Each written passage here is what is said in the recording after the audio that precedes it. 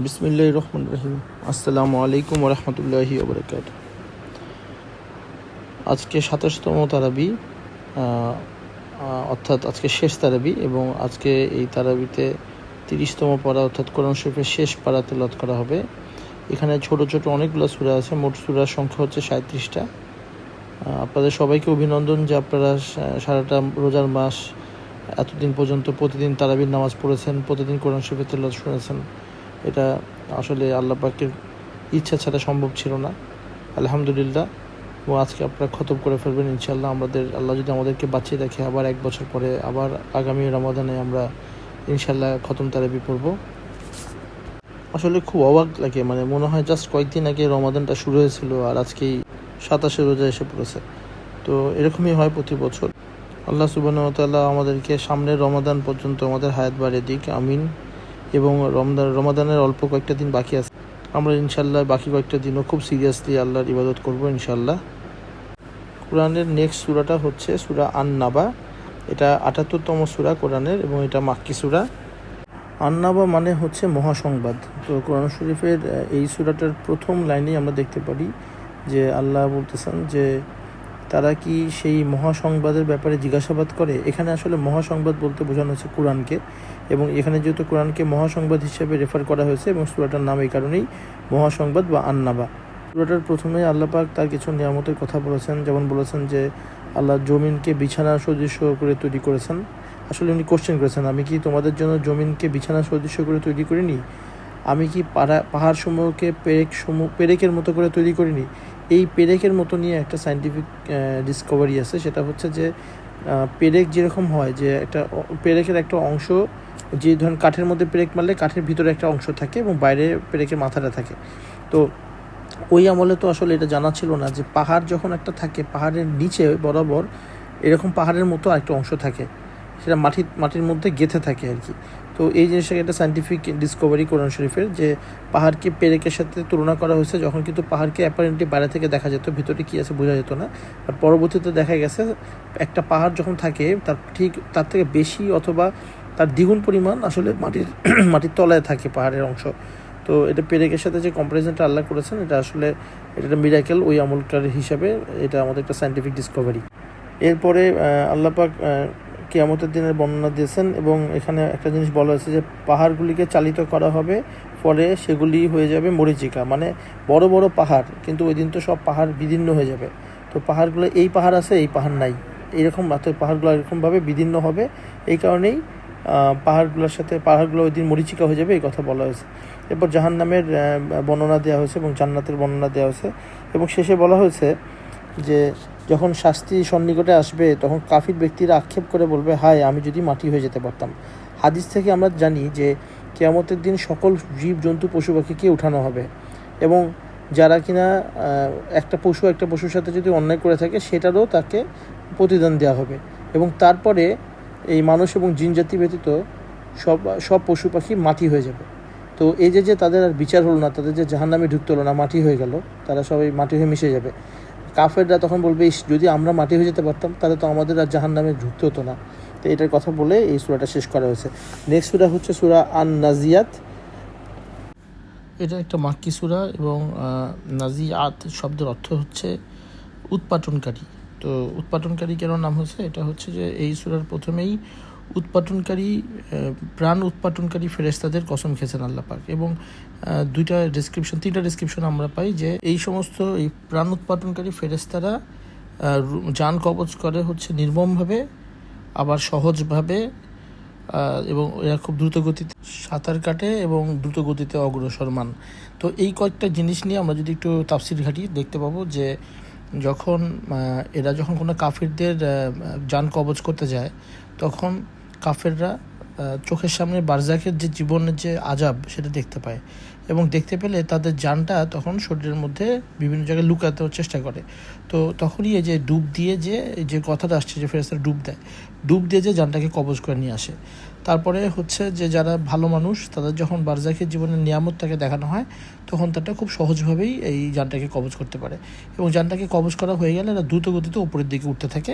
সেই কথাটা বলে এই ফেরেশতাদের ডেসক্রিপশনটা দেওয়া হয়েছে, এবং ফেরেশতাদের এই কসম কাটা কেটেছেন বলেই আল্লাহ এই সূরাটার নাম আন নাজিআত হয়েছে।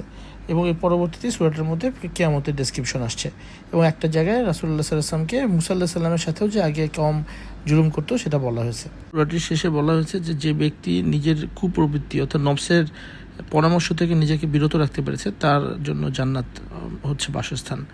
নেক্সট সূরার নাম হচ্ছে সূরা আবাসা। এটি একটি মাক্কি সূরা, এবং এই সূরাটার অর্থ হচ্ছে অন্ধলোক। সূরাটার নামের অর্থ হচ্ছে অন্ধলোক। রাসূলুল্লাহ সাল্লাল্লাহু আলাইহি ওয়াসাল্লাম একবার কুরাইশদের সাথে মিটিংয়ে ছিলেন, এবং মিটিংয়ে উনি অলমোস্ট ওনাদেরকে কনভিন্স করে ফেলতেছিলেন আল্লাহর দাওয়াত দিয়ে।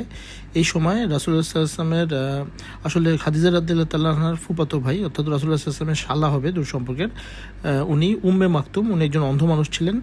এবং উনি ওইখানে এসে, যেহেতু উনি বুঝতে পারতেছিলেন না যে এখানে রাসূলুল্লাহ সাল্লাল্লাহু আলাইহি ওয়াসাল্লাম অলরেডি ডিসকাস করতেছেন, উনি এসে কোরআন শরীফের একটা আয়াতের ব্যাপারে রাসূলুল্লাহ সাল্লাল্লাহু আলাইহি ওয়াসাল্লামের কাছে জিজ্ঞাসা করেন। তো এতে রাসূলুল্লাহ সাল্লাল্লাহু আলাইহি ওয়াসাল্লামের কথা বলার যে ফ্লোটা নষ্ট হয়ে যায় এবং উনি একটু বিরক্ত হন। তো উনি বিরক্ত হন এবং এটা আল্লাহর কাছে পছন্দ হয় না, এবং আল্লাহ এই সূরাটা নাজিল করেন। এবং এই সূরার মধ্যে আল্লাহ বলতেছে যে আপনি ভুরু কুঞ্চিত করলেন এবং মুখ ফিরিয়ে নিলেন, যে অন্ধ লোকটা আপনার কাছে আসছে, হয়তোবা সে আপনার কথা শুনে পরিশুদ্ধ হতো, এবং কিন্তু আপনি যাদের প্রতি মনোযোগ দিচ্ছেন তারা বেপরোয়া, তাদের প্রতি কিন্তু আপনার কোনো দায়িত্ব নেই তাদেরকে পরিশুদ্ধ করার। সো আপনি এইরকম আর কখনো করবেন না। তো এটা হচ্ছে সূরাটার মেন জিনিসটা, এই কারণে এই সূরাটা নাজিল হয়েছে। এবং পরবর্তীতে সূরাটাতে আল্লাহর বিভিন্ন নিয়ামতের কথা বলা হয়েছে, মানুষ যে অকৃতজ্ঞ সেই কথা বলা হয়েছে, এবং পরবর্তীতে কিয়ামতের একটা ডেসক্রিপশন দেওয়া হয়েছে। নেক্সট সূরা হচ্ছে সূরা তাকবীর। তাকবীর হচ্ছে একটা মাক্কি সূরা। তাকবীর শব্দের অর্থ হচ্ছে গুটিয়ে নেওয়া। তো সূরাটির প্রথমেই আসলে কিয়ামতের আলামতগুলো বলা হয়েছে, যে যখন সূর্যকে গুটিয়ে নেওয়া হবে, নক্ষত্রসমূহ খসে খসে পড়বে, পর্বতগুলো চালিত হয়ে যাবে, 10 মাসের গর্ভবতী উট উপেক্ষিত হবে। মানে হচ্ছে এটা হচ্ছে আরবদের কনটেক্সটে 10 মাসের গর্ভবতী উট হচ্ছে অত্যন্ত দামি, সেটাকেও মানুষ উপেক্ষা করবে। সব বন্য পশুগুলো একসাথে হবে, সাগরকে অগ্নি উত্তাল করা হবে। অর্থাৎ এটা দুই রকম ব্যাখ্যা আছে, একটা হচ্ছে যে সাগরের মধ্যে দাও দাও করে আগুন জ্বলবে, অথবা সাগরগুলোতে এত বেশি স্রোত হবে যেটা দেখে আগুনের এই শিখার মতো মনে হতে থাকবে, উঁচু উপরের দিকে যেমন আগুনের শিখা থাকে ওইরকম। যখন আত্মাগুলোকে অর্গানাইজ করা হবে, মানে হচ্ছে আমরা সূরা ওয়াকিয়া থেকে জানি যে 3 রকমের ওই কিয়ামতের দিন 3টা ভাগে বিভক্ত হবে মানুষ। একটা হচ্ছে অগ্রগামী, ওই সাবিকুন আর সাবিকুন, তারপরে হচ্ছে যারা ডান হাতে আমলনামা পাবে এবং যারা বাম হাতে আমলনামা পাবে। এরপরে আল্লাহ পাক একটা কথা বলেছেন যে কন্যা সন্তানকে জিজ্ঞাসা করা হবে যে কেন তাদের জীবন্ত পুঁতে দেওয়া হয়েছিল। তো এটা দেখেন, আল্লাহ এত বেশি রাগ করবে যে যেই বাবা মারা এই কাজ করেছে তাকেই কোশ্চেনটা করবে না, তাদের দিকে আল্লাহ মুখ ফিরেও তাকাবে না, বরঞ্চ যে নিষ্পাপ বাচ্চা তাকে জিজ্ঞাসা করবে যে কী অপরাধে তাকে পুঁতে দেওয়া হয়েছিল। এরপরে সবার আমলনামা সবাইকে দিয়ে দেওয়া হবে, এবং উপরে যে আসমান আছে সেটাকে উন্মুক্ত করা হবে। তখন জাহান্নামের আগুন প্রজ্বলিত করা হবে এবং জান্নাতকে নিকটবর্তী করা হবে। এভাবে কিয়ামতের ডেসক্রিপশনটা দেওয়া হয়েছে। এই পরবর্তী সূরার পরের অংশে রাসূলুল্লাহ সাল্লাল্লাহু আলাইহি ওয়াসাল্লাম যে আল্লাহ যে ওহী নাজিল করেন সেটাই যে বলে, সেটাকে আরেকবার বলা হয়েছে। এবং আল্লাহ রাসূল যে পাগল নয়, এবং এই আল্লাহর যে বাণী এটা কোনো শয়তানের বাণী না, সেই ব্যাপারে এন্ডোর্স করা হয়েছে। নেক্সট সূরাটা হচ্ছে সূরা ইনফিতর। ইনফিতর একটা মাক্কি সূরা। ইনফিতর শব্দের অর্থ হচ্ছে চূর্ণ বিচূর্ণ হওয়া। তো এই সূরাটাতে কিয়ামতের ডেসক্রিপশন আবার আসছে, যেদিন আকাশ চূর্ণ বিচূর্ণ হয়ে বিদীর্ণ হবে, যে আকাশ চূর্ণ বিচূর্ণ হওয়ার কথা হয়েছে বলেই সূরাটার নাম ইনফিতর হয়েছে। এবং নক্ষত্রসমূহ ঝরে ঝরে পড়বে, মিঠা এবং নোনা পানির সমুদ্রে একাকার হয়ে যাবে, কবর থেকে মৃতরা বের হয়ে আসবে, কিয়ামত সংঘটিত হবে, এবং সবাই জেনে যাবে সে কি প্রেরণ করেছে, পিছনে কি রেখে এসেছে। তো এই যে কি প্রেরণ করেছে, এটা মানে হচ্ছে দুনিয়াতে থাকা অবস্থায় আমরা আখিরাতের জন্য কি পাঠাচ্ছি, আমরা কি আদৌ আখিরাতের জীবনের জন্য কিছু পাঠাচ্ছি, সেটার কথা আল্লাহ বলেছে। তারপর আল্লাহ বলেছে যে আমি তোমাদেরকে এত সুন্দর অবয়ব যে সৃষ্টি করলাম, তোমাদেরকে কে বিভ্রান্ত করলো, শয়তানের প্রতারণায় তোমরা বিভ্রান্ত হও না, এই কথা বলেছেন। এবং তারপরে জান্নাত এবং জাহান্নামের ডিসক্রিপশন দিয়ে কারা জান্নাতে যাবে কারা জাহান্নামে যাবে সেটা বলে সূরাটা শেষ হয়ে গেছে। নেক্সট সূরাটার নাম হচ্ছে সূরা আল মুতাফফিফিন, একটা মাক্কি সূরা। এবং মুতাফফিফিন শব্দের অর্থ হচ্ছে ওজন যে চুরি করে। প্রথমে যারা ওজনে কম দেয় তাদের জন্য দুর্ভোগ আছে, এই কথা আল্লাহ বলেছেন। এখান থেকে সূরাটার নাম আল মুতাফফিফিন হয়েছে। এরপর সূরাটাতে ইলিন এবং সিজ্জিনের এক্সপ্লেনেশন দেওয়া হয়েছে। আমি একটু এটা এক্সপ্লেন করি, এটা একটু বোঝাটা ডিফিকাল্ট। একটা মানুষ আসলে কম্প্রেসড অফ তার রূহ এবং তার নাফস। হ্যাঁ, তো যখন তার মৃত্যু ঘটে তখন নাফস মৃত্যুর টেস্টটা পায়। এটা আমরা কোরআন শরীফ থেকে জানি যে নাফসকে মৃত্যুর টেস্ট দেওয়া হয়। তখন তার এই নাফস যেটা সেটা চলে যায় বারজাকের লাইফে, মানে কবরের জীবনে সে প্রবেশ করে। আর তার যে রুহটা ছিল সেই রুহটা যদি তার আমলনামা হয় হচ্ছে ডান হাতে দেওয়ার মতো আমলনামা হয়ে থাকে, যেহেতু তার দুনিয়ার জীবন শেষ হয়ে গেছে, তার আমলনামাও শেষ হয়ে গেছে, সেটা ধরেন সিল হয়ে গেছে, আমলনামাটা ক্লোজড। এই আমলনামাটা যদি ডান হাতে দেওয়ার মতো আমলনামা হয়ে থাকে তাহলে এই আমলনামাটা যায় হচ্ছে ইলিয়েনে, এবং এই ইলিয়েনে এই আমলনামার সাথে রুহটাও চলে যায় ইলিয়েনে। আর যদি আমলনামাটা বাম হাতে দেওয়ার আমলনামা হয় তাহলে এই সিল্ড আমলনামাটা যায় সিজ্জিনে এবং তার রুহটা তার সাথে চলে যায় সিজ্জিনে, আর তার নাফস থাকে হচ্ছে বারজাখে। এটা হচ্ছে কনসেপ্টটা। একটা কথা আপনাদের বুঝতে হবে যে রুহ ব্যাপারে আমাদেরকে কমপ্লিট নলেজ দেওয়া হয়নি, আল্লাহ পাক আমাদেরকে সামান্য নলেজ দিয়েছে। On the day of judgement আমাদেরকে আমাদের নাফস এবং রুহ দুটোই ফেরত দেওয়া হবে, এবং আমাদের দেহের মধ্যে আমরা আবার যেভাবে পৃথিবীতে এখন আছি যে মানুষ, এভাবে আমরা আবার দাঁড়াবো উইথ নাফস অ্যান্ড উইথ রুহ। নেক্সট সূরা হচ্ছে সূরা আল ইনশিকাক। এটার অর্থ হচ্ছে বিদীর্ণ বা টুকরা টুকরা হওয়া। এটা একটা মাক্কি সূরা। সূরাটার প্রথমেই যখন আসমান বিদীর্ণ হয়ে টুকরা টুকরা হয়ে যাবে এবং সে তার রবের আদেশ পালন করবে, অর্থাৎ আল্লাহর নির্দেশে আসমান বিদীর্ণ হয়ে টুকরা টুকরা হয়ে যাবে, এইভাবে কিয়ামতের বর্ণনা দেওয়া হয়েছে। এবং এই যে আসমান বিদীর্ণ হয়ে টুকরা টুকরা হয়ে যাবে এই কনটেক্সটেই সূরাটার নাম ইনশিকাক হয়েছে। এরপরে বলা হয়েছে যে মানুষ কতদিন পর্যন্ত আল্লাহর ইবাদত করবে বা কতদিন পর্যন্ত সৎ কাজ করতে থাকবে। এটা আল্লাহ বা ক্লিয়ার কাট ইনস্ট্রাকশন দিতেছে যে তোমার রবের কাছে পৌঁছানো পর্যন্ত তুমি সৎ কাজ করার চেষ্টা করতে থাকো, তাহলে তুমি আল্লাহর কাছে প্রফুল্ল চিত্তে যেতে পারবে। এবং ওই কথা বলা হয়েছে যে ডান হাতে যাদের আমলনামা দেওয়া হবে তারা থাকবে আনন্দে এবং তারা তার ফ্যামিলিকে রিউনাইট করবে। যারা ফ্যামিলিও যদি জান্নাতে যেয়ে থাকে তারা ফ্যামিলির সাথে রিউনাইটেড হবে। কিন্তু যাদের বাম হাতে দেওয়া হবে, বাম হাতে পিছন দিক দিয়ে দেওয়া হবে আর কি আমলনামা, সে তার নিজের মৃত্যু কামনা করবে এবং তার জাহান্নামে যেতে হবে। এরপরে আল্লাহ পাক বলতেছে যে তোমাদেরকে আমি যৌবন থেকে বার্ধক্যে, বার্ধক্য থেকে মৃত্যু, মৃত্যু থেকে বারজাখে তোমাদের বিভিন্ন স্টেট আমি চেঞ্জ করি। আর এই কথা বারবার বলার পরও তাদের কি হলো যে তারা ঈমান আনে না এবং তাদের সামনে কোরআন পাঠ করা হলে তারা সিজদা করে না। এটা একটা সিজদার মানে তেলাওয়াতে সিজদা, এখানে আপনাদের ইমাম সাহেব দেখবেন এখানে সিজদা করবে। তো এই সূরা এখানেই শেষ হয়েছে। নেক্সট হচ্ছে সূরা আল বুরুজ। বুরুজ একটা মাক্কি সূরা এবং বুরুজ মানে হচ্ছে আকাশের বড় বড় নক্ষত্র। এবং সূরাটার প্রথম লাইনেই আল্লাহ পাক আকাশকে যে বড় বড় নক্ষত্র দিয়ে শোভিত করেছেন সেটা বলা হওয়ার কারণেই এই সূরাটার নাম বুরুজ রাখা হয়েছে।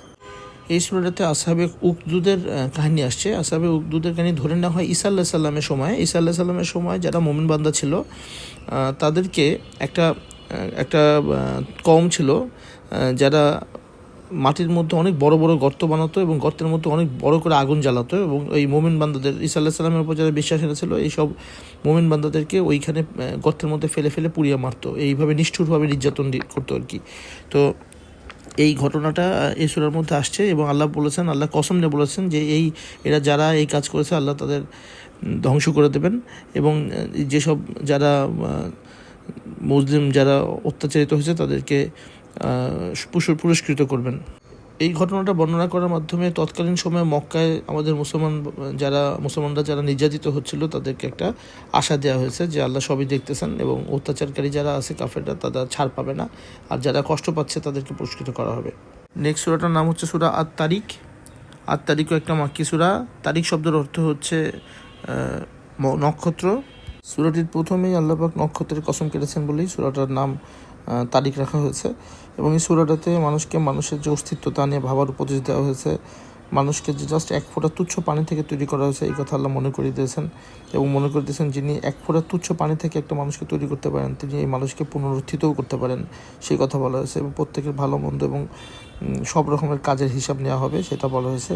আল্লাহ রাসূলকে আল্লাহ পাক কাফিরদের অত্যাচার নির্যাতনে ধৈর্য ধরার আদেশ দিয়েছেন এবং বলে দিয়েছেন যে ওরা কিছুদিনের জন্য দুনিয়া উপভোগ করতেছে, এরপরে আল্লাহর কাছে ওদেরকে ফিরতে হবে এবং আল্লাহ তাদেরকে সব রকমের শাস্তি মজা তখন বুঝাবেন। নেক্সট সূরাটা হচ্ছে সূরা আল আলা। এটাও একটা মাক্কি সূরা। আলা শব্দের অর্থ হচ্ছে মহান। সূরাটার প্রথম আয়াতেই তোমার মহান রবের নামে পবিত্রতা ঘোষণা করো এই কথা বলা হয়েছে, এবং এইখান থেকেই এই সূরাটার নাম মহান অর্থাৎ আলা রাখা হয়েছে। ওহী নাজিলের প্রথম দিকে জিবরাইল আলাইহিস সালাম যখন আল্লাহ রাসূলকে ওহী পড়ে শোনাতেন, রাসূলুল্লাহ সাল্লাল্লাহু আলাইহি সাল্লাম পড়াটা শেষ হতে না হতে উনি নিজে দ্রুত পড়ার চেষ্টা করতেন, কারণ উনি ভয় করতেন যে উনি ভুলে যাবেন। তো আল্লাহ এই সূরাতে বলেছে যে আমি তোমাকে শেখাবো, ফলে তুমি তা আর ভুলবে না। সো তুমি তাড়াহুড়া করতে যাও না এটা শেখার ব্যাপারে। তো এটা হচ্ছে একটা উপদেশ দিয়েছেন আল্লাহ রাসূলকে। এবং রাসূলুল্লাহ সাল্লাল্লাহু আলাইহি সাল্লাম মনে মনে খুব পীড়ায় ভুগতেন, মক্কাবাসী যারা কাফের ছিল এরা ঈমান না নিয়ে মারা যাবে। উনি ডেসপারেটের চেষ্টা করতেন সবাই যাতে ঈমান আনে, কিন্তু আল্লাহ তাকে জানিয়ে দিয়েছে যে রাসূলুল্লাহ সাল্লাল্লাহু আলাইহি ওয়াসাল্লামের দায়িত্ব হচ্ছে খালি জানানো, মানা না মানা এটা তাদের নিজেদের ব্যাপার। মানলে ভালো, না মানলে সেটা তাদের ব্যাপার। এটা নিয়ে আল্লাহ রাসূল যাতে খুব অস্থির না হয়ে যান। সূরাটার 8 নম্বর আয়াতে আল্লাহ রাসূলকে বলতেছে আমি তোমার জন্য সহজ করে দেবো। এই কথাটা থেকে বোঝা যায় যে আমাদের যে দিন বা শরীয়ত এটা আসলে এটাই মানুষের জন্য সহজ। মানুষ এটাকে বাদ দিয়ে অন্য যা কাজ করে সেটা বরঞ্চ কঠিন, কিন্তু আমরা মনে করি আমাদের দিন আমাদের জন্য অনেক কঠিন। আমার অনেক বন্ধু আছে, তারা বলে যে তাদেরকে যদি কোনো কিছু বলা হয় ইসলামের ব্যাপারে, কোরআনের একটা আয়াতের ব্যাপারে, আগে ফার্স্টে কথা বলে তোরা আল্লাহ তো বসে সহজ করে দিতে, তোরা কঠিন করে দিচ্ছিস কেন? তো এটা আসলে ওই কনটেক্সট না। কনটেক্সটটা হচ্ছে যে দিন আছে বা যে শরীয়ত আছে, এই শরীয়তটাই মানুষের জন্য সহজ। অন্য আদার ওয়ে মানুষ যেটা অ্যাডপ্ট করে সেটা বরঞ্চ কঠিন, এটা বোঝানো হয়েছে এখানে। হ্যাঁ, মানুষের জন্য কোনটা অ্যাকচুয়ালি সহজ সেটা আল্লাহ পাক ভালো জানেন, এবং আল্লাহ পাক সেটাই এখানে বলেছে যে দিনকে আল্লাহ আসলে বোঝানো হয়েছে, দিনকে আল্লাহ মানুষের জন্য সহজ করেছে। দিন বাদে মানুষ যা করতে চায় সেটা বরঞ্চ তার জন্য কঠিন হবে। ওটা 14 এবং 15 নম্বর আয়াত খুব ইম্পর্টেন্ট। এখানে বলা হচ্ছে সেই সফল যে নিজেকে পরিশুদ্ধ করে, নিজের নাম স্মরণ রাখে আর নামাজ পড়ে। এখানে অন্তরকে পরিশুদ্ধ করা বা নিজেকে পরিশুদ্ধ করাটা সবার আগে বলা হয়েছে, এটা খুব ইম্পর্টেন্ট। নিজেকে পরিশুদ্ধ করা এবং জিকির করা, তারপরে নামাজের কথা, 3টা জিনিস আসছে। আমল করার পাশাপাশি অন্তরকে পরিশুদ্ধ করার চেষ্টা চালিয়ে যেতে হবে। নেক্সট সূরা হচ্ছে সূরা আল গাশিয়া। গাশিয়াও একটা মাক্কি সূরা, এবং গাশিয়া শব্দের অর্থ হচ্ছে আচ্ছন্নকারী। সূরাটার প্রথম আয়াতেই কিয়ামত যে সব কিছুকে আচ্ছন্ন করবে সেই কথা বলা হয়েছে বলেই সূরাটার নাম গাশিয়া রাখা হয়েছে। সূরাটিতে কিয়ামত, জান্নাত জাহান্নামের কথা বলা হয়েছে। জান্নাতবাসীরা সুউচ্চ চেয়ারে বসে থাকবে সেটা বলা হয়েছে। এই সুউচ্চ চেয়ারের কথা আর জায়গায় আসলেও এটা কেন বলা হয়েছে এটা তাফসীরে ঘাটলে আমরা জানতে পারি যে জান্নাতীরা যাতে জান্নাতের সম্পূর্ণ নিয়ামত দেখতে পারে উঁচু জায়গায় বসে, এই কারণে সুউচ্চ চেয়ার তাদের জন্য থাকবে সেটা বলা হয়েছে। এছাড়া আল্লাহ বলেছেন যে তোমরা কি উটের দিকে তাকাও না, দেখো না সেটা কীভাবে সৃষ্টি করা হয়েছে। তোমরা কি আসমানের দিকে তাকাও না, দেখো না কীভাবে তা প্রতিস্থাপন করা হয়েছে। পর্বতের দিকে তাকাও না, যে কীভাবে সেটা সুদৃঢ়ভাবে স্থাপন করা হয়েছে। তারপর তোমরা কি দেখো না ভূমণ্ডলকে কীভাবে বিস্তৃত এবং প্রশান্ত করা হয়েছে। অর্থাৎ আল্লাহ এগুলো দেখে বুঝতে বলেছে যে আল্লাহর এক্সিস্টেন্স সম্পর্কে বোঝার চেষ্টা করতে বলেছে। এবং বলা হয়েছে যে আল্লাহ রাসূলকে আল্লাহ বলতেছে যে আপনি উপদেশ দিন, আপনি কেবল একজন উপদেশদাতা এবং আপনি তাদের উপর শক্তি প্রয়োগকারী নন। সো কেউ যদি মুখ ফিরে নেয় সেটা আল্লাহ তাদেরকে শাস্তি দেবেন। নেক্সট সূরা হচ্ছে সূরা আল ফাজর। ফাজর মানে হচ্ছে ফজরের সময়। এটাও একটা মাক্কি সূরা। সূরাটার প্রথমেই আল্লাহ পাক ফজরের টাইমের কসম খেয়েছেন বলেই সূরাটার নাম ফজর রাখা হয়েছে। এই সূরাটা যখন নাজিল হয়েছে তখন মক্কার কাফিররা মুসলমানদের উপরে অবর্ণনীয় অত্যাচার করতেছিল। তো আল্লাহ এক্সাম্পল দিয়েছে, যে আল্লাহ মনে করিয়ে দিয়েছে যে কওমে আদের কথা। এই আদরা ছিল হচ্ছে শারীরিকভাবে খুব শক্তিশালী একটা জাত, কিন্তু আল্লাহ তাদেরকে ধ্বংস করে দিয়েছে। এরপরে হচ্ছে সামুদ কওমের কথা, যারা পাহাড় কেটে অনেক বড় বড় অট্টালিকা তৈরি করতো, কিন্তু তাদেরকেও আল্লাহ ধ্বংস করে দিয়েছে। এবং ক্ষমতাবান ফিরআউনের কথা বলা হয়েছে, যে সে খুব গর্ব করতো তার ক্ষমতা নিয়ে, তাকেও আল্লাহ পাক ধ্বংস করে দিয়েছে। তাই এই যে 3 রকমের বিভিন্ন রকম অধিপত্যশালী, যে শারীরিকভাবে শক্তিশালী, একজন হচ্ছে তার অট্টালিকা দিয়ে শক্তিশালী, আরেকজন হচ্ছে তার ক্ষমতার জোরে শক্তিশালী। এই 3 ধরনের শক্তিশালী কেউই আল্লাহর সামনে টিকতে পারে না। সো মক্কার কাফেররা যাতে এখান থেকে শিক্ষা নেয়, এই কারণে প্রথম দিকে এই কথাগুলো বলা হয়েছে। সূরাটাতে আরেকটা ব্যাপার আসছে যে যখন মানুষকে উত্তম রিজিক দেওয়া হয় তখন মানুষ মনে করে সে মনে হয় আল্লাহর প্রিয় পাত্র হয়ে গেছে। অন্যদিকে যখন আল্লাহ রিজিক সংকুচিত করে দেন তখন সে মানুষ বলে নিশ্চয়ই আল্লাহ আমাকে পছন্দ করেন না। আসলে এই কনসেপ্ট দুটোই ভুল। এটা বলা হচ্ছে এটা একটা পরীক্ষা আল্লাহর কাছ থেকে। উত্তম রিজিক দিয়ে আল্লাহ পরীক্ষা করেন, রিজিক সংকুচিত করে দিয়ে আল্লাহ পরীক্ষা করেন। এরপর জাহান্নামের কথা আসছে সূরাটাতে, কিয়ামতের কথা আসছে, এবং কিয়ামতের দিন কাদের জন্য সহজ হবে বা সহনীয় হবে সেটা বলতে বলা হয়েছে যে এতিমদের সম্মান করতে হবে, মিসকিনদের খাদ্যদানে উৎসাহিত করতে হবে, উত্তরাধিকারদেরকে তার হক বুঝিয়ে দিতে হবে, ধন সম্পদের ভালোবাসা কমে দিতে হবে। তাহলে ওই কঠিন দিন আমাদের জন্য আসলে সহনীয় হবে। এবং আরও বলা হয়েছে যে হাসরের ময়দানে আল্লাহ পাক এবং তার ফেরেশতারা আসবেন। আল্লাহ পাক কীভাবে আসবে আমরা জানি না, বাট কোরআন শরীফে বলা হয়েছে তিনি আসবেন। তারপরে জাহান্নামকে টেনে টেনে নিয়ে আসা হবে। হাদিসে দেখা যায় যে জাহান্নামে 70,000 লাগাম থাকবে, এক একটা লাগামে 70,000 ফেরেশতা থাকবে। এই এত বড় জাহান্নাম হবে এবং জাহান্নামকে এইভাবে টেনে নিয়ে আসা হবে। এই সময় মানুষ বলতে থাকবে, আমি আমার জীবনের জন্য যদি অগ্রিম কিছু আজকের দিনের জন্য পাঠিয়ে রাখতাম। এই অগ্রিম কিছু পাঠিয়ে রাখার ব্যাপারটা আমরা কোরআনের শেষের দিকে অনেকবার পেয়েছি। অগ্রিম পাঠিয়ে দেওয়া মানে হচ্ছে আগে দুনিয়ার জীবনেই ভালো কাজ করে আখিরাতের জন্য রেডি থাকা। সেদিনের মতো শাস্তি আর কেউ কোনোদিন দিতে পারবে না, এটাও আল্লাহ পাক বলে রেখেছে। তো এরপরে যেই কনসেপ্টটা আসছে, এটা নাফসের কনসেপ্ট। আমি এইখানে এই আয়াতটা পড়ার আগে আমি একটু নাফসের কনসেপ্টটা আপনাদের দিতে চাই। সেটা হচ্ছে 3 রকমের নাফস আছে। আমরা অলরেডি জানি একটা মানুষ হচ্ছে কম্প্রাইজড অফ তার নাফস এবং তার রুহ। তো নাফস 3 ধরনের। রুহ হচ্ছে আল্লাহর আদেশ, যা সম্পর্কে আমাদের জ্ঞান সীমিত, সে একটা আল্লাহর আদেশ, সে আল্লাহর আদেশ ছাড়া কিছুই করে না। আর নাফসটা হচ্ছে আমাদের ডিজায়ার, আমাদের ইচ্ছা। তো এই নাফসটা দিয়েই আসলে ডিসাইডেড হচ্ছে কে জান্নাতে যাবে, কে জাহান্নামে যাবে, কে কেমন মানুষ। তো নাফস বেসিক্যালি 3 রকমের। একটা হচ্ছে নাফস আম্মারা। এই নাফস আম্মারা হচ্ছে পিওর ইভিল, মানে হচ্ছে এটা আমাদের নিজেদের ডিজায়ার আমরা করতে করতে একটা পর্যায়ে এমন হয়ে যায় যে যখন আপনি কোনো দোষ করেন, অন্যায় করেন, তখন আপনার মনের মধ্যে কোনো গিল্টি আর থাকে না। আপনি যে দোষ করেছেন ওটাই আপনি বোঝেন না। এইটা হচ্ছে নাফসাল আম্মারা। সে সম্পূর্ণ ইভিল হয়ে গেছে, সে নিজের ডিজায়ার ছাড়া অন্য কিছু বোঝে না। তো এই ধরনের নাফসের জন্য মৃত্যুর পরে ডাইরেক্ট তাদের কবরের সাথে ডাইরেক্ট সংযোগ ঘটবে হচ্ছে জাহান্নামের। নেক্সট হচ্ছে নাফস আল লাওয়ামা। এই লাওয়ামাটা হচ্ছে সে কন্টিনিউয়াস স্ট্রাগল করতেছে, সে আল্লাহর রাস্তাতেও থাকতেছে কিন্তু সে তার নিজের ডিজায়ারও এক্সিকিউট করতেছে। তো সে আল্লাহ এবং তার নিজের ডিজায়ারের মধ্যে একটা ব্যালেন্সিং অবস্থায় আছে। যখনই সে অন্যায় করে ফেলে তখন সে রিপেন্ট করে, সে আল্লাহর কাছে মাপ চায়, সে দোষী ফিল করে। এটা হচ্ছে নাফস আল লাওয়ামা। এই লাওয়ামার ট্রিটমেন্ট কেমন হবে? সে যখন মারা যাবে তখন তার কবরে আযাবও হতে পারে এবং কবরে তার শান্তি হতে পারে। ডিপেন্ড করে যে সে কতটা ভালো কাজ করেছে এবং কতটা খারাপ কাজ করেছে। এরপরে যেটা সবচাইতে বেস্ট সেটা হচ্ছে নাফস আল মুতমাইন্না। এই মুতমাইন্না নাফস আমাদের সবাইকে চেষ্টা করতে হবে আমাদের নাফস যাতে নাফস আল মুতমাইন্না হয়। মানে হচ্ছে এটা যখন আল্লাহর আদেশ মানতে মানতে এবং নিজের ডিজায়ারকে বিসর্জন দিতে দিতে এমন একটা পর্যায়ে এসে যায় যখন নাফস আল মুতমাইন্না সে আল্লাহর আদেশ ছাড়া অন্য কোনো কাজ করে না। সে যেন রুহের মতোই, সে আল্লাহর আদেশ খালি করে, আল্লাহর আদেশই খালি পালন করে। এটা হচ্ছে বেস্ট অফ বেস্ট নাফস আল মুতমাইন্না। এই নাফস আল মুতমাইন্না সম্পর্কে সূরা ফজরের একদম লাস্টে যেই তিলাওয়াতটা আছে আমি একটু শোনাবো। এটা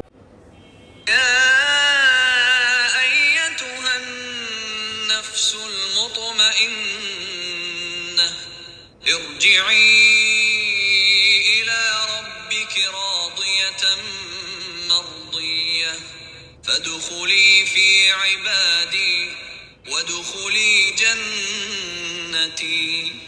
বাংলা অর্থটা যদি বলি, হে প্রশান্ত আত্মা, তোমার রবের দিকে ফিরে আসো সন্তুষ্ট হয়ে এবং তোমার রবের সন্তুষ্টির পাত্র হয়ে। অতঃপর আমার নেক বান্দাদের মধ্যে শামিল হয়ে যাও আর আমার জান্নাতে প্রবেশ করো। একবার জাস্ট চিন্তা করে দেখেন, বলা হয় যে এটা মানুষকে 2 বার শোনানো হবে। যে নাফসে মুতমাইন্না তাকে তার যখন ফেরেশতারা জান কবজ করবে তখন তাকে শোনানো হবে এবং পরবর্তীতে তার যখন বিচার আচার হবে তখনও তাকে শোনানো হবে। তো মানে জান্নাতে প্রবেশের আগে তাকে শোনানো হবে। আপনি একবার চিন্তা করেন, আপনি ডেথ বেডে আছেন এবং ডেথ বেডে ফেরেশতা আল্লাহর এই বাণী আপনার কাছে শোনাচ্ছে, আপনি কেমন ফিল করবেন? আপনি তো তখন আপনার মৃত্যু নিয়ে আপনার কোনো চিন্তা থাকবে না। আপনি খুবই স্বচ্ছন্দভাবে আপনি বের হয়ে আসবেন, কারণ আপনি যেমন আপনার আল্লাহর রবের প্রতি আপনি সন্তুষ্ট, রবও আপনার প্রতি সন্তুষ্ট। বোধ হবে আপনি শুধু আল্লাহকে দেখে সন্তুষ্ট ফিল করেছেন তা না, আল্লাহও আপনার উপর সন্তুষ্ট, আল্লাহ বলেই দিচ্ছে। তো কত বড় একটা ব্যাপার! এই নাফসাল মুতমাইন্না হওয়ার জন্য স্ট্রাগল করে আমাদের ম্যাক্সিমামে মানুষেরই নাফসাল লাওমা, এই লাওমা থেকে আমাদেরকে বের হয়ে মুতমাইন্নাতে যেতে হবে। এটা আমাদের স্ট্রাগল করতে হবে আর কি।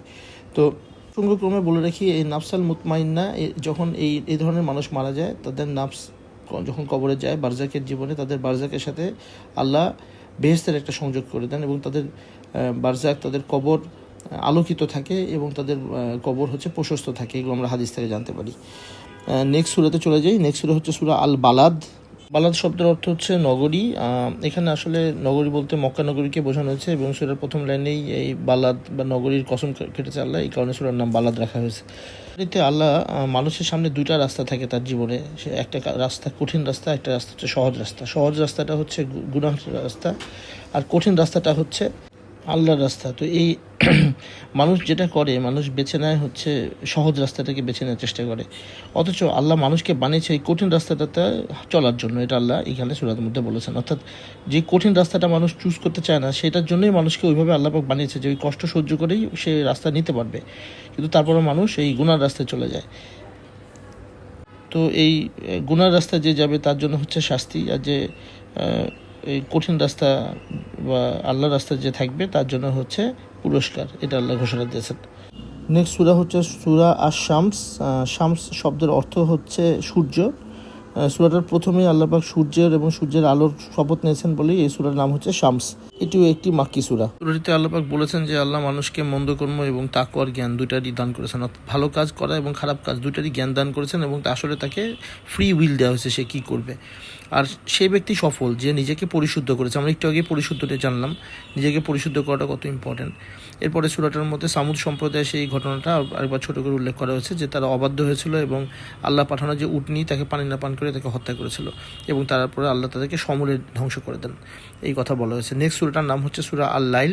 লাইল শব্দের অর্থ হচ্ছে রাত্রি। এটা একটা মাক্কি সূরা। সূরাটির প্রথম আয়াতেই আল্লাহ পাক রাতের শপথ দিয়েছেন বলেই সূরাটার নাম আল লাইল হয়েছে। সূরাটিতে আল্লাহ পাক বলেছেন যে তোমাদের মধ্যে যে আল্লাহর পথে দান করে, অন্যায় থেকে বেঁচে থাকে, ভালো কথাগুলোকে সত্য বলে মেনে নেয়, অবশ্যই তাকে আমি সহজভাবেই গন্তব্যে পৌঁছে দেবো। গন্তব্য বলতে এখানে আসলে জান্নাতে পৌঁছে দেবে। আর যে ব্যক্তি আল্লাহর পথে সম্পদ খরচ করতে কার্পণ্যতা বোধ করে, বেপরোয়া ভাব দেখায়, কোরআনকে মিথ্যা প্রতিপন্ন করে, তাকে কঠোরভাবে তার গন্তব্যে পৌঁছে দেবো, অর্থাৎ জাহান্নামে পৌঁছে দেবে আর কি। এবং সেদিন তার রাশি রাশি ধন সম্পদ তার কোনো কাজে লাগবে না, এই কথা বলা হয়েছে। এবং এখানে আরেকটা কথা সূরার শেষে বলা হয়েছে যে আল্লাহর সন্তুষ্ট অর্জনের জন্য ধন সম্পদ যারা ব্যয় করে তারা আত্মশুদ্ধি অর্জন করেছে, এই কথা বলা হয়েছে। সূরা হচ্ছে সূরা আদ-দুয়া, যেটা হচ্ছে পূর্বাহ্ন সকাল 9টা-10টার দিকে যে টাইমটা, সেটা হচ্ছে এই টাইমটার কথা বলা হয়েছে আদ-দুয়া। সূরার প্রথমেই এই টাইমের কসম আল্লাহ পাক কেটেছেন বলেই এই সূরার নাম দুয়া রাখা হয়েছে। দুয়া একটা মাক্কি সূরা। রাসূলুল্লাহ সাল্লাল্লাহু আলাইহি ওয়াসাল্লামের মক্কা জীবনের প্রথম দিকে এক সময় ওহী নাজিল হয়, কিছুদিনের জন্য বন্ধ থাকে। এই সময় মক্কার মুশরিকরা হাসাহাসি করতো রাসূলুল্লাহ সাল্লাল্লাহু আলাইহি ওয়াসাল্লামকে নিয়ে এবং বলতো মুহাম্মদের রব মুহাম্মদকে ছেড়ে চলে গেছে। এতে আল্লাহর রাসূল দুঃখ পেতেন, অপেক্ষা করতেন এবং আল্লাহর জন্য আল্লাহর কাছে তাকায় থাকতেন যে কখন আবার ওহী নাজিল হবে। তো তারপরে এই সূরাটা নাজিল হয়। দেখেন সূরাটার ল্যাঙ্গুয়েজ কত সুন্দর। আল্লাহ পাক কীভাবে বলতেছে আল্লাহ রাসূলকে যে আপনার রব আপনাকে পরিত্যাগ করেনি, অবহেলা অযত্ন করেনি, অতীতের চেয়ে আপনার ভবিষ্যৎ অনেক উজ্জ্বল। আরও বলা হয়েছে আপনার রব কি আপনাকে এতিম হিসেবে পাননি, তারপর আশ্রয় দেননি? তিনি কি আপনাকে সঠিক পথ সম্পর্কে বেখবর পেয়েছিলেন, তারপরে সঠিক পথের খবর দেননি? তিনি কি আপনাকে নিঃস্ব অবস্থায় পাননি, অতঃপর অভাবমুক্ত করেননি? অর্থাৎ আল্লাহ এখানে কত সুন্দরভাবে আল্লাহ রাসূলকে কনসোল করতেছেন। নেক্সট সূরাটা হচ্ছে সূরা আল ইনশিরাহ, যার অর্থ হচ্ছে প্রসারিত করা। সূরাটার আরেকটা নাম আছে, সেটা হচ্ছে আলাম নাশরাহ, ওটার মানেও আসলে প্রসারিত করাই। প্রথমে আল্লাহ তার রাসূলকে বলতেছে যে আমি কি আপনার বক্ষকে প্রসারিত করে দিইনি? এই যে বক্ষ প্রসারণের কথা আসছে, সেটা থেকে সূরাটার নামকরণ এরকম হয়েছে। এই সূরাটাও সূরা আদ-দুয়ার মতো রাসূলুল্লাহ সাল্লাল্লাহু আলাইহি ওয়াসাল্লামকে সান্ত্বনা দেওয়ার জন্য আল্লাহ দিয়েছেন। এবং এই সূরার একটা আমার খুব পছন্দের একটা আয়াত আছে, সেটা একটু আপনাদেরকে তেলাওয়াত শোনাই।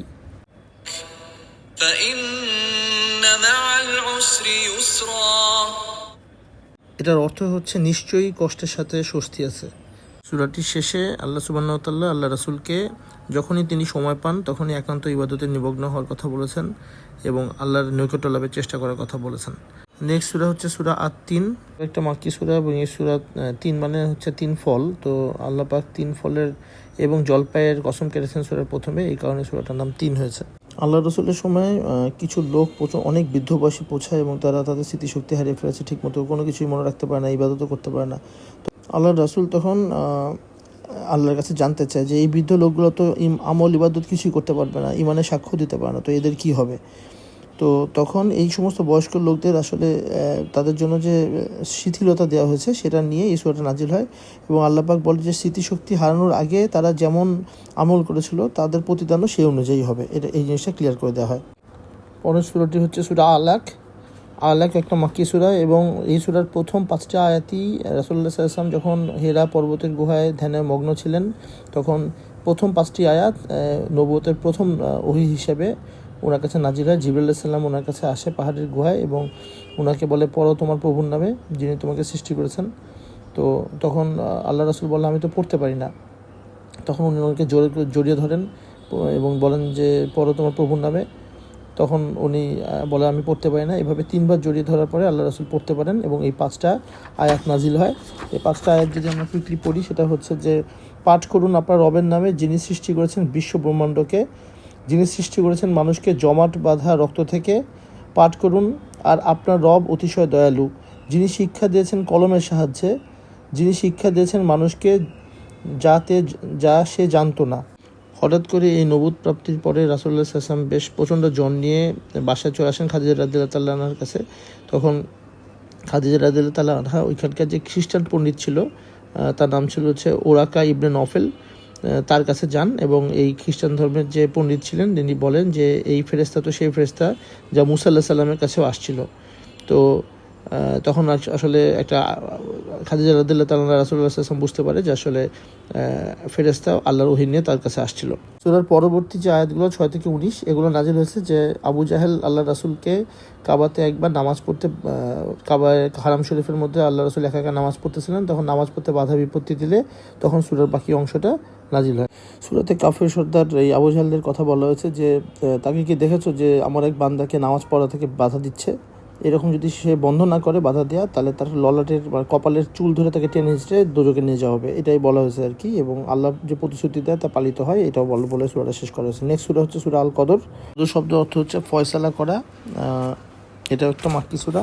তো রাসূলুল্লাহ সাল্লাল্লাহু আলাইহি ওয়াসাল্লাম সাহাবীদেরকে নিয়ে বসে বনী ইসরায়েলের এক লোকের কথা বলতেছেন যে লোক তাদের হায়াত এত বেশি ছিল যে এক লোক শুধু 83 বছর যুদ্ধের ময়দানে কাটিয়েছেন, অর্থাৎ যুদ্ধ করেছেন। তো এটা শুনে সাহাবীরা বলেন যে আমাদের তো হায়াত কম, আমরা কি করব। তো তখন জিবরাইল আলাইহিস সালাম এই সূরাটা নিয়ে আল্লাহর পক্ষ থেকে এসে আল্লাহ রাসূলকে জানান। এই সূরাটাতে বলা হয়েছে যে আমি কোরআন নাজিল করেছি কদরের রাত্রিতে। আপনি কি জানেন কদরের রাত্রি কি? কদরের রাত্রি হচ্ছে 1000 মাস অপেক্ষা শ্রেষ্ঠ। আপনার পালনকর্তার নির্দেশে প্রত্যেক কাজের জন্য ফেরেশতারা এবং রূহ অর্থাৎ হযরত জিবরাইল আলাইহিস সালাম পৃথিবীতে অবতীর্ণ হয়। এ রাতে তারা আগামী 1 বছরের প্রত্যেক কাজের ফয়সালা লিখে দেন। ফজরের উদয় পর্যন্ত এর পবিত্রতা, নিরাপত্তা ও ফজিলতপূর্ণ পরিবেশ বজায় থাকে। এ হচ্ছে সূরাটার সারাংশ। আর বলা হয় যে রমজানের শেষ দশকের যে কোনো রাত্রিতে, বিশেষ করে বেজরের রাত্রিতে আমাদেরকে শবে কদর তালাশ করতে হবে। আর যদি কেউ কদরের রাত পেয়ে যায়, তার হাজার হাজার মাসের যে ইবাদত সেটা সে পেয়ে যাবে। পরবর্তী সূরার নাম হচ্ছে সূরা আল বাইয়িনা। বাইয়িনা মাদানী সূরা। বাইয়িনা শব্দের অর্থ হচ্ছে সুস্পষ্ট প্রমাণ। সূরাটির প্রথম আয়াতে বলা হচ্ছে আহলে কিতাব এবং মুশরিকদের মধ্যে যারা কুফরি করেছিল তারা কিছুতেই কুফরি ত্যাগ করে সুপথে ফিরে আসবে না যতক্ষণ না পর্যন্ত তাদের কাছে সুস্পষ্ট প্রমাণ আসে। এই যে সুস্পষ্ট প্রমাণের কথাটা আসছে প্রথম আয়াতে, এখান থেকে সূরাটার নাম বাইয়িনা রাখা হয়েছে। সূরাটার মধ্যে আল্লাহ পাক আমাদেরকে জানিয়েছেন যে আগে যাদেরকে কিতাব দেওয়া হয়েছিল তারা অনেক নিজেদের মধ্যে ছোট ছোট দলে বিভক্ত হয়ে গেছিল, কিন্তু আল্লাহ খালি একটাই আদেশ দিয়েছিল যে তাদেরকে আল্লাহর ইবাদত করতে হবে, নামাজ কায়েম করতে হবে এবং জাকাত দিতে হবে। কিন্তু তারপর তারা নিজেদের মধ্যে বিভিন্ন কোন্দল করে বিভিন্ন উপদলে বিভক্ত হয়। এখানে আরও বলা হয় যে আহলে কিতাবধারী হতে পারে, কিন্তু তারা যদি মুশরিক হয়ে থাকে এবং কুফরি করে থাকে তাদেরকে জাহান্নামে জ্বলতে হবে। নেক্সট সূরাটার নাম হচ্ছে সূরা জিলজাল। জিলজাল মানে হচ্ছে প্রবলভাবে প্রকম্পিত হওয়া। এটাও একটা মাদানী সূরা এবং এর প্রথম আয়াতে বলা হয়েছে যেদিন পৃথিবী ভীষণভাবে প্রকম্পিত হবে এবং নিজের ভিতরকার সমস্ত বোঝা বাইরে উদ্গীরণ করে দিয়ে খালি হয়ে যাবে, সেদিন মানুষ বলবে আজ পৃথিবীর কি হলো। এই যে পৃথিবী ভীষণভাবে প্রকম্পিত হবে, এই প্রকম্পিত কথাটা আসছে বলে সূরাটার নাম জিলজাল রাখা হয়েছে। সূরাটিতে কিয়ামতের ভয়াবহ দৃশ্যের বর্ণনা দেওয়া হয়েছে এবং ওই হাসরের ময়দানে কাউকে খালি হাতে ফেরানো হবে না। যে অনুপরিমাণ ভালো কাজ করছে তাকে অতটুকু প্রতিদান দেওয়া হবে, আর যে খুব অনুপরিমাণ খারাপ কাজও করছে সে অতটুকু শাস্তি পাবে, সেটা বলা হয়েছে। নেক্সট সূরাটার নাম হচ্ছে সূরা আল আদিয়াত। আল আদিয়াত মানে হচ্ছে ওই সমস্ত ঘোড়া যারা ঊর্ধ্বশ্বাসে ছুটে চলে এবং সূরাটা মাক্কি সূরা। এই সূরার প্রথম লাইনে আল্লাহ পাক ওই সমস্ত ঘোড়ার ওপরে কসম কেটেছেন যারা ঊর্ধ্বশ্বাসে দৌড়ায় এবং খুরের আঘাতে অগ্নিস্ফুলিঙ্গ বিচ্ছুরিত হয়। তো এই যে ঊর্ধ্বশ্বাসে দৌড়ানো যে ঘোড়ার কসম কাটা হয়েছে বলে সূরাটার নাম আল আদিয়াত রাখা হয়েছে। যুদ্ধের তেজি ঘোড়া যেমন শত্রু শিবির আক্রমণ করে শত্রু শিবিরকে ছিন্নভিন্ন করে ফেলে, মানুষ যেন দুনিয়াবি সম্পদ গ্রহণ করার জন্য ওই রকম তেজিভাবে সে এগিয়ে যায়, এটাই এখানে বোঝানো হয়েছে। এবং পরবর্তীতে আল্লাহ সাবধান করেছে যে মানুষের মনে রাখা উচিত যে মানুষকে আসলে আল্লাহর কাছে ফিরে যেতে হবে। পরবর্তী সূরাটা হচ্ছে সূরা আল কারিয়া। এটা মানে হচ্ছে মহাপ্রলয় বা মহাদুর্যোগ। এটা একটা মাক্কি সূরা। আল্লাহ পাক এই সূরার প্রথম লাইনেই বলছে ভীতিপ্রদ মহাপ্রলয় অপেক্ষমান, আপনি কি জানেন? অর্থাৎ এই যে মহাপ্রলয় যে আসবে সেটা কি আপনি জানেন? এই যেহেতু মহাপ্রলয়ের কথা এখানে বলা হয়েছে, এখানে সূরাটার নাম আল কারিয়া হয়েছে। এখানে কিয়ামতের বর্ণনা দেওয়া হয়েছে, কিয়ামতের দিন মানুষ জাস্ট বিক্ষিপ্ত পতঙ্গের ন্যায় হয়ে যাবে, পর্বতগুলো তুলার মতো আকাশে বাতাসে উঠতে থাকবে এবং পাপ পুণ্যের ওজন করা হবে, যার পাল্লা ভারী হবে সে যার পুণ্যের পাল্লা ভার হবে সে সন্তোষজনক জীবন পাবে, আর যার পাল্লা হালকা হবে সে হাবিয়া দোজখে যাবে। সূরাটির নাম হচ্ছে সূরা আত-তাকাসুর, যেটা অর্থ হচ্ছে প্রাচুর্য অর্জনের প্রতিযোগিতা। এটা একটা মাক্কি সূরা। এটাতে প্রাচুর্য অর্জনের প্রতিযোগিতা আমাদেরকে আল্লাহর স্মরণ থেকে গাফিল করেছে যতক্ষণ না পর্যন্ত আমরা কবরে উপনীত হই, এই কথা বলা হয়েছে। এবং আল্লাহ আরও বলেছে যে কবরে তোমাদের অবস্থা কী হবে তোমরা যদি জানতে তাহলে তোমরা এরকম গাফিল থাকতে না, এই কথা বলা হয়েছে। পরবর্তী সূরাটা হচ্ছে আল আসর। আসর শব্দের অর্থ হচ্ছে সময়। এটা একটা মাক্কি সূরা। এই সূরাটাতে প্রথমে সময় শপথ নিয়েছেন, এই কারণে সূরাটার নাম আল আসর রাখা হয়েছে। সূরাটাতে আল্লাহ পাক শপথ করে বলতেছেন যে মানুষ ক্ষয়ক্ষতির মধ্যে আছে, তবে তারা ক্ষয়ক্ষতির মধ্যে নেই যারা কিনা ঈমান এনেছে, সৎ কাজ করেছে, সত্যের সপক্ষে মানুষকে উপদেশ দিয়েছে এবং ধৈর্যের সপক্ষে মানুষকে উপদেশ দিয়েছে। সূরাটা হচ্ছে সূরা আল হুমাজাহ বা যার অর্থ হচ্ছে পরনিন্দা বা গীবত। যারা পরনিন্দা করে তাদের জন্য শোচনীয় দুর্ভোগ আছে, এই কথা বলা হয়েছে। এই কারণে এখান থেকে সূরাটার নাম আসছে হুমাজা। পরনিন্দা করে, মাল সম্পদ গচ্ছিত রেখে দেয় এবং বারবার গুণাগুণি করে, তাদের এই সম্পত্তি অল্প কয়েকদিনের মধ্যে ধূলিসাৎ হয়ে যাবে, আল্লাহ পাক সেটা জানিয়েছেন। এবং তাদেরকে নিক্ষিপ্ত করাবে হুতামায়, এবং হুতামা কি সেটাও জানিয়ে দেওয়া হয়েছে। হুতামা হচ্ছে জাহান্নামের প্রজ্বলিত অগ্নির যে নরক, তার নাম হচ্ছে হুতামা। পরের সূরাটা হচ্ছে ফিল। ফিল শব্দের অর্থ হচ্ছে হাতি বাহিনী। এটা রাসূলুল্লাহ সাল্লাল্লাহু আলাইহি ওয়াসাল্লামের জন্মের আগের ঘটনা, তখন ইয়েমেনের গভর্নর ছিল হচ্ছে আব্রাহা। উনি একজন খ্রিস্টান ছিলেন। তো সবাই ইবাদত করতে কাবায় আসে, এটা ওনার পছন্দ হতো না। উনি একটা বিশাল বড় গির্জা বানালেন এবং সবাইকে বললেন যে কাবা আজকে থেকে বন্ধ, তোমরা গির্জায় আসো, গির্জায় এসে তোমরা ইবাদত করো। তো আরবের লোকজন এই কথায় কান্না দিলে তখন উনি 60,000 সৈন্য নিয়ে এবং সৈন্যের মধ্যে কিছু হাতিও ছিল, এরকম একটা বাহিনী নিয়ে সে কাবা ধ্বংস করতে রওনা দেয়। এবং পথের মধ্যে যত উট ছিল এগুলো লুট করে। এই উটের মধ্যে রাসূলুল্লাহ সাল্লাল্লাহু আলাইহি ওয়াসাল্লামের দাদা আব্দুল মুত্তালিবেরও 200 উট থাকে।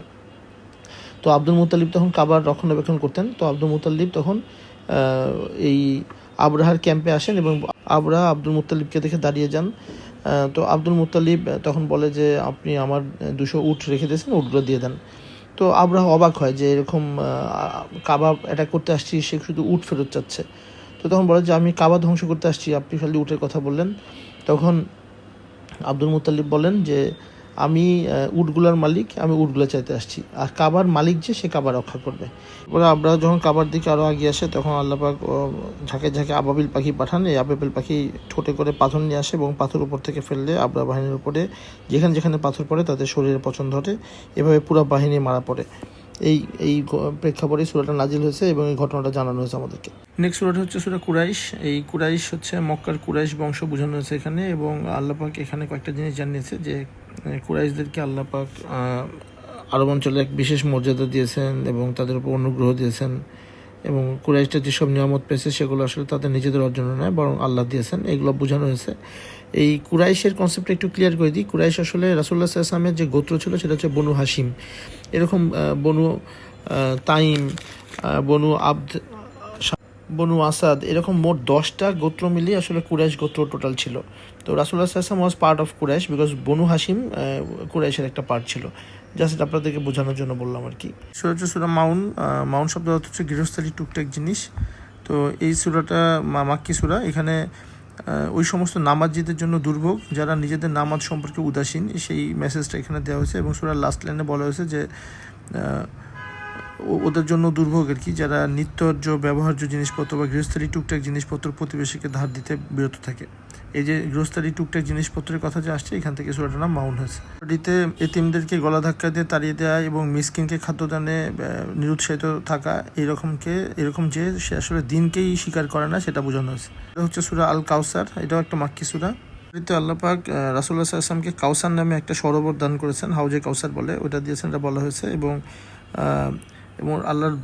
আল্লাহ রাসূলের দুশমনরা তারাই আসলে নির্বংশ হবে সেই কথা বলেছেন। এটা শানে নুজুল যদি বলি, সেটা হচ্ছে যে আল্লাহ রাসূলের ছেলে সন্তান যখন মারা যায় তখন মক্কার কাফেররা হাসাহাসি করতো যে রাসূলুল্লাহ সাল্লাল্লাহু আলাইহি ওয়াসাল্লামের কোনো দাম নাই, কারণ উনি মারা গেলে তো ওনার বংশই থাকবে না, এই ধরনের কথাবার্তা বলতো। তো আল্লাহ রাসূলকে তখন আল্লাহ পাক এই সূরাটা নাজিল করেন এবং যেখানে উনি ওনাকে কাউসার নামে একটা সরোবর গিফট করেন এবং এটাও বলে দেন যে যারা আল্লাহ রাসূলকে এই ধরনের বাজে কথা বলে তারাই নির্বংশ হয়ে যাবে। সূরা হচ্ছে সূরা আল কাফিরুন। কাফিরুন শব্দ অর্থ হচ্ছে অবিশ্বাসীগণ। এটা একটা মাক্কি সূরা।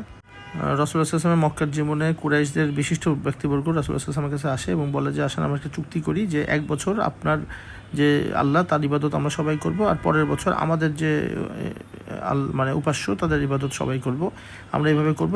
আমরা আপনাকে অনেক পরিমাণ টাকা পয়সা দেবো এবং আপনি যে কোনো মহিলা আপনি ইচ্ছা করেন তাকে আমরা তার সাথে আপনারা বিয়ে দিব। তো এর বিনিময়ে শুধু আপনি আমাদের যে উপাস্যগুলো যে ফলস সেটা বলবেন না। তো এর পরিপ্রেক্ষিতে এই সূরা নাজিল হয় এবং এখানে আল্লাহ পাক রাসূলুল্লাহ আসলামকে বলতে বলে যে হে কাফির বন্ধু, আমি তার ইবাদত করি না, তোমরা যার ইবাদত করো, এবং তোমরা তার ইবাদত করো না যার আমি ইবাদত করি। অর্থাৎ তোমাদের ধর্ম তোমার কাছে এবং আমাদের ধর্ম আমার কাছে, এই কথা বলা হয়েছে এই সূরা আল কাফির। পরবর্তী সূরাটা হচ্ছে সূরা আল নাসর, যার অর্থ হচ্ছে আল্লাহ সাহায্য।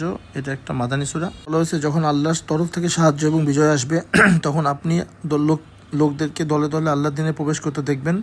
তখন আপনি আপনার রবের প্রশংসার সাথে পবিত্রতা ঘোষণা করতে থাকেন, তার কাছে ক্ষমা প্রার্থনা করতে থাকুন, বস্তুত তিনি তওবা কবুলকারী। এইটার মাধ্যমে, এই সূরাটার মাধ্যমে আসলে আল্লাহ রাসূলের যে দায়িত্ব শেষ হয়ে গেছে এবং উনার যে জীবন, তার দুনিয়ার জীবন যে শেষের দিকে, সেটাই মূলত আল্লাহ সিগন্যাল দিয়েছেন। এবং আয়েশা রাদিয়াল্লাহু তাআলা থেকে আমরা জানতে পারি যে এই সূরা নাজিল হওয়ার পর থেকে রাসূলুল্লাহ সাল্লাল্লাহু আলাইহি ওয়াসাল্লাম সারাক্ষণ এই সূরা পড়তেন এবং তাসবিহ পাঠ করতে থাকতেন, এবং এই সূরা নাজিল হওয়ার পরে উনি ধরে নেওয়া হয় এর 80 দিন পরে উনি মারা গেছেন। নেক্সট সূরা হচ্ছে সূরা লাহাব, যেটা রাসূলুল্লাহ সাল্লাল্লাহু আলাইহি ওয়াসাল্লামের চাচা আবু লাহাবের নামে। রাসূলুল্লাহ সাল্লাল্লাহু আলাইহি ওয়াসাল্লাম একবার সাফা পাহাড়ের উপরে উঠলেন এবং উঠে বললেন যে আমি যদি বলি যে আমাদের মক্কাকে অ্যাটাক করার জন্য একটা শক্তিশালী শত্রু বাহিনী আগিয়ে আসতেছে, তোমরা কি বিশ্বাস করবে? তখন মক্কার বাসীরা সবাই বললো যে তুমি কখনো মিথ্যা কথা বলো না, অবশ্যই আমরা বিশ্বাস করবো। তো তখন আল্লাহ রাসূল বললো যে তোমরা যদি সেটা বিশ্বাস করো তাহলে মনে রেখো পার্থিব শত্রু বাহিনী এগিয়ে না আসলেও তোমাদের দিকে শিরক এবং কুফরের শত্রু বাহিনী এগিয়ে আসতেছে, তোমরা এই শিরক এবং কুফরকে পরিত্যাগ করে আল্লাহর উপর ঈমান আনো। এই কথা যখন শুনলো তখন আবু লাহাব বললো যে এই ধরনের কথা বলার জন্য আমাদের ডেকেছে, বলে আল্লাহ রাসূলকে তিনি পাথর মারেন। এরই পরিপ্রেক্ষিতে সূরা লাহাব নাজিল হয়। এতে আবু লাহাবের ধ্বংসের কথা এবং তার স্ত্রীর ধ্বংসের কথা বর্ণিত হয়েছে। প্রতি সূরা হচ্ছে সূরা ইখলাস, যেটা মানে হচ্ছে পরিশুদ্ধ হওয়া। এটা একটা মাক্কি সূরা। ইখলাসের মধ্যে আল্লাহর পরিচয় আল্লাহ নিজে তুলে ধরেছেন। রাসূল আপনি বলুন আল্লাহ এক এবং অদ্বিতীয়, আল্লাহ অভাবশূন্য অমুখাপেক্ষী, তিনি কাউকে জন্ম দেননি, তিনি কারোর কাছ থেকে জন্ম নেননি, আর কেউ তার সমতুল্য নয়। শানে নজরুলে আমরা পাই যে মুশরিকরা এসে আল্লাহ রাসূলকে জিজ্ঞাসা করতো তুমি যে আল্লাহর কথা বলো সে কে, সে কোন বংশের, কোন গোত্রের, এইসব বলতো, পরিচয় জানতে চাইতো। তারই প্রেক্ষিতে সূরা ইখলাস নাজিল হয়। সূরাটির নাম হচ্ছে সূরা আল ফালাক, যার অর্থ হচ্ছে উজ্জ্বল প্রভাত, এবং এটা একটা মাদানী সূরা। এর প্রথম আয়াতে আছে হে নবী আপনি বলুন আমি আশ্রয় গ্রহণ করছি প্রভাতের উজ্জ্বল প্রভাতের সৃষ্টিকর্তার কাছে। এই যে উজ্জ্বল প্রভাতের কথা এখানে আসছে বলে সূরাটার নাম ফালাক হয়েছে। এই সূরাটা এবং পরবর্তী যে সূরাটা শেষ সূরা আন-নাস, যেটা অর্থ হচ্ছে মানুষ, যেটা কিনা মাদানী সূরা।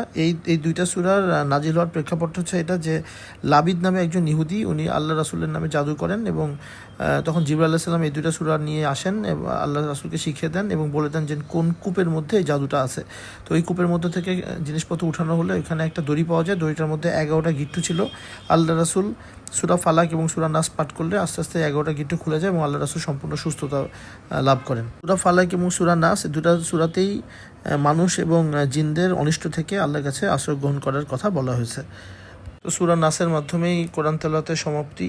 আসলে প্রত্যেক তারাবিতে বাংলায় একটু এক্সপ্লেন করা, এটা আমার খুবই একটা অ্যামেচার ইফোর্ট ছিল। আমার আরও বেশি প্রিপারেশন নেওয়া উচিত ছিল, আমি পারি নাই। আমি আপনাদের কাছে ক্ষমা প্রার্থী।